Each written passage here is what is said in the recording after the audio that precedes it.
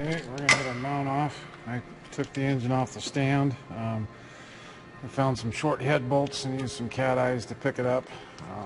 You can either use a load leveler or a leveling chain, either one. Doesn't matter much. I'm going to take this and put these in a baggie so that it's easier for the next guy. Doesn't have to go searching for bolts.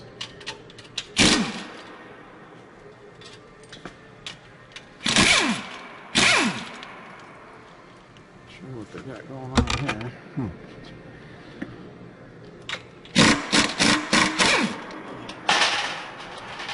Oh, we must have had to space that one up a little.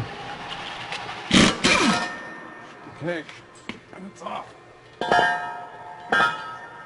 Okay, we're going to go ahead and put our block plugs and stuff back in.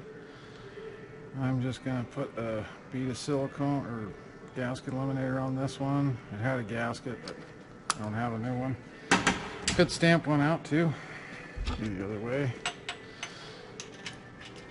We had to remove all this stuff so we could get the engine plate on it. And we've got a Boss O-ring plug here. There's a torque spec for that.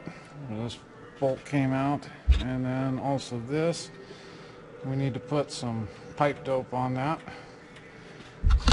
It's brass, so I'm not going to worry about it, but usually that's something you want to worry about. If it leaks, then I put it on there.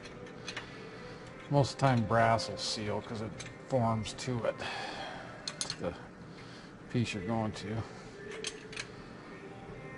Like I say, if it leaks, we'll torque these up.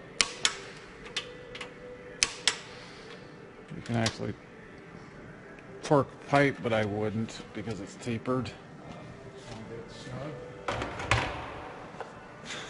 If you over tighten it, you'll break the brass plug off, and then you're having a bad day. So